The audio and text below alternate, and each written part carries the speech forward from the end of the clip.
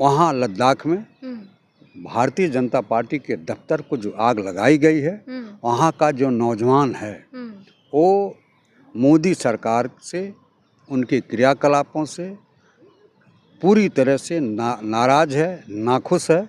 इसलिए कि वहाँ का मेंबर ऑफ पार्लियामेंट जो भारतीय जनता पार्टी का सदस्य है, जो भारतीय जनता पार्टी का ही मेंबर है, जब इन्होंने जम्मू एंड कश्मीर का 3 भागों में बंटवारा किया तो उस वक्त वहाँ के मेंबर ऑफ पार्लियामेंट से इन्होंने वायदा किया था कि हम आपके लद्दाख को 6ठी अनुसूची में शामिल करूँगा, लेकिन ये अपने वादे से मुकर रहे हैं। इस वक्त की सबसे बड़ी खबर लद्दाख से आ रही है और लद्दाख में एक आंदोलन उफान पे है। वहाँ पे बीजेपी कार्यालय में आगजनी तक कर दी गई है। तमाम जो लद्दाख के छात्र हैं वो भाजपा कार्यालय में जाते हैं, आगजनी कर देते हैं और उनकी मांग है कि लद्दाख को 6वीं अनुसूची में डाला जाए। इसके पहले भी आपने देखा था कि सोनम वांगचुक जो है वो आंदोलित थे, अनशन पे थे, बिना कुछ खाए पिए महीनों तक अनशन पे बैठे थे लद्दाख भवन में, लेकिन सरकार ने उन्हें आश्वासन देकर लद्दाख वापस भेज दिया था।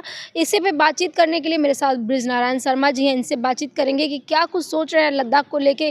क्या ये राहुल गांधी के द्वारा भड़काई गई आग है जो उन्होंने कहा कि अब जनजी सड़कों पे उतरेंगे, तो क्या अब वही हो रहा है? राहुल गांधी जी कभी किसी भी नौजवान को भड़काने की बात नहीं करते हैं। राहुल गांधी जी ने नौजवानों को सचेत किया है कि आप अपने भविष्य के लिए सचेत हो जाइए।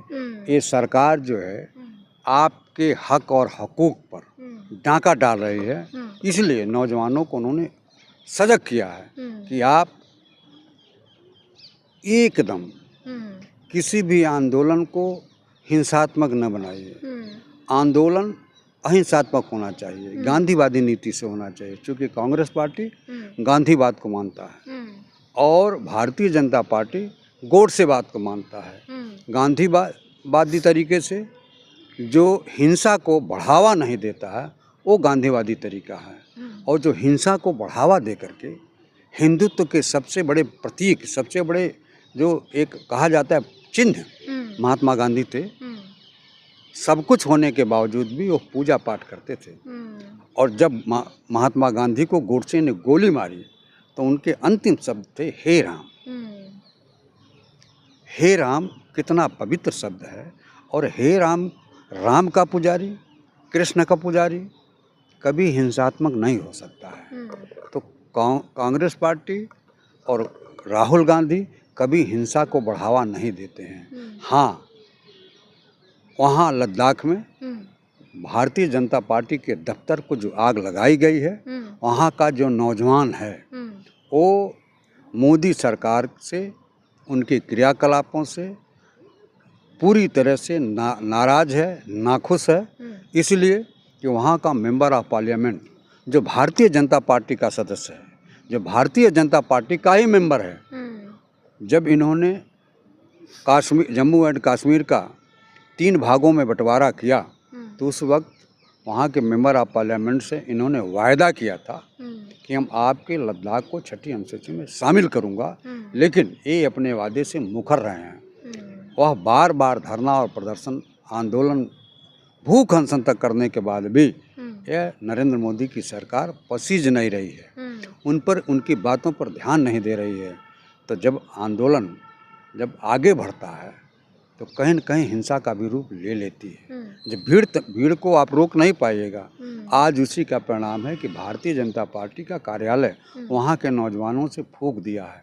जब आपने कश्मीर का बंटवारा कर दिया तो उनको 6ठी अनुसूची में शामिल करने में आपको परेशानी क्या है, क्या प्रॉब्लम है? चुनावी जब समय था, जब चुनाव था तो वादा किया गया लद्दाख की जनता से, सोनम वांगचुक से, और अब जो है लगातार उसी मांग को लेके सोनम वांगचुक अड़े हुए हैं। सरकार क्यों नहीं 6ठी अनुसूची में डालना चाहती है? कभी इन लोगों का लोकतंत्र में विश्वास रहा ही नहीं है। धरना और प्रदर्शन आंदोलन में भारतीय जनता पार्टी और राष्ट्रीय स्वयंसेवक संघ का कोई सहयोग नहीं रहा है।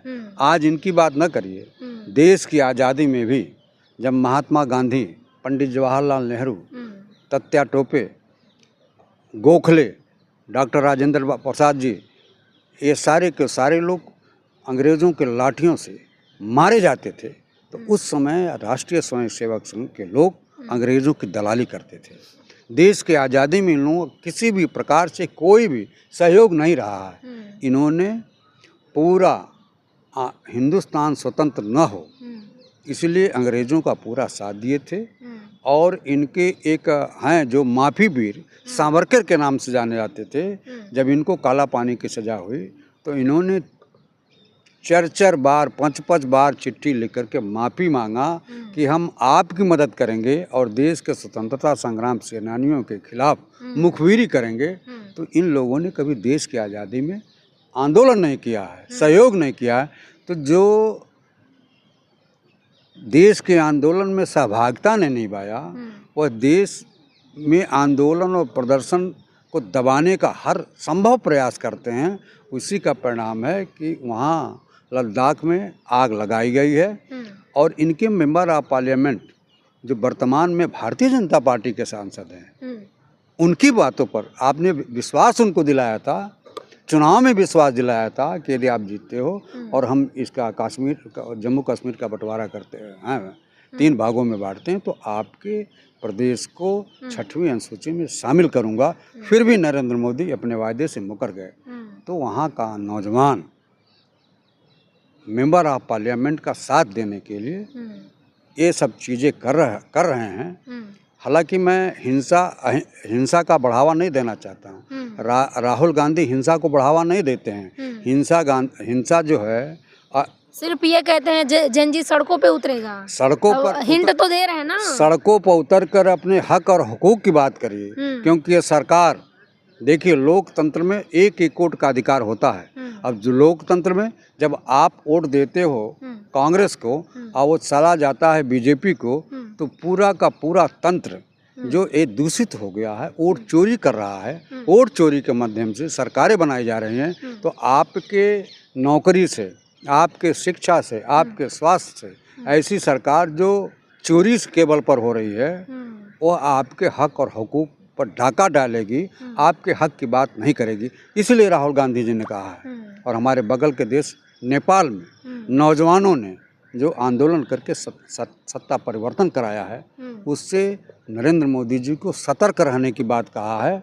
क्योंकि हमारे देश की सीमाएं सुरक्षित नहीं हैं। चाहे नेपाल हो, चाहे बांग्लादेश हो, चाहे श्रीलंका हो, चाहे म्यांमार हो, चाहे पाकिस्तान की सीमा हो, हमारी चारों तरफ से सीमाएं सुरक्षित नहीं है। इन सब चीज़ों को लेकर के माननीय राहुल गांधी जी ने सरकार को चिताया है कि नौजवानों को आप हल्के में न लीजिए। और नौजवानों को आह्वान किया है कि आप अपने हक, अपने नौकरी, अपने रोजी रोटी के लिए अपने वोट के अधिकार को पहचानिए और सड़क पर उतरिए।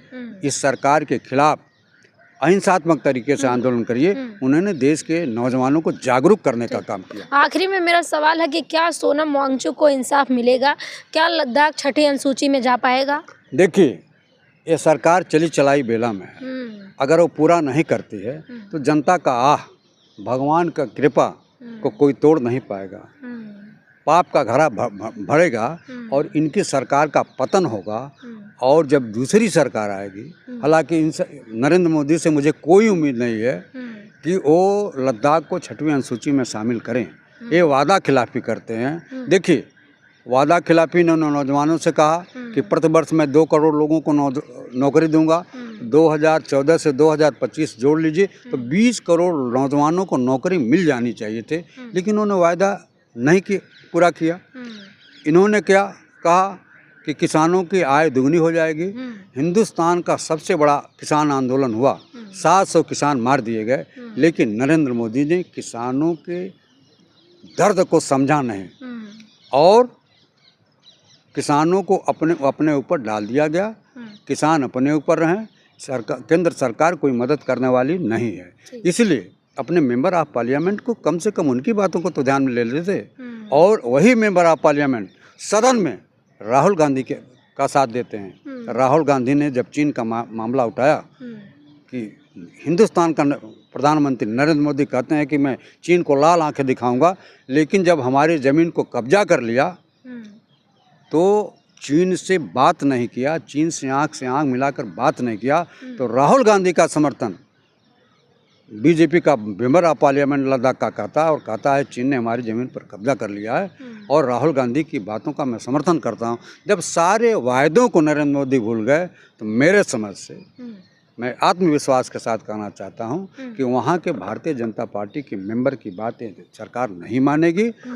अगली सरकार जब इंडिया गठबंधन की होगी तो छठी अनुसूची में वो लद्दाख जरूर शामिल होगा। मैं आपके साथ वायदा करता हूँ। तो देखिए तमाम वो बातें कही जा रही हैं लद्दाख को लेके, जिस तरह से लद्दाख में आगजनी हुई है भाजपा कार्यालय पे। तमाम छात्र हैं जो उतर आए हैं और उन्होंने आगजनी तक कर डाली। ऐसे में सवाल बनता है, क्योंकि सोनम वांगचुक शांतिपूर्ण तरीके से धरने पे बैठे हुए थे, तो ऐसा अचानक क्या हो गया कि वहाँ के छात्र उग्र हो गए? आपको क्या लगता है? कमेंट बॉक्स में हमें अपनी प्रतिक्रिया ज़रूर दीजिएगा। धन्यवाद।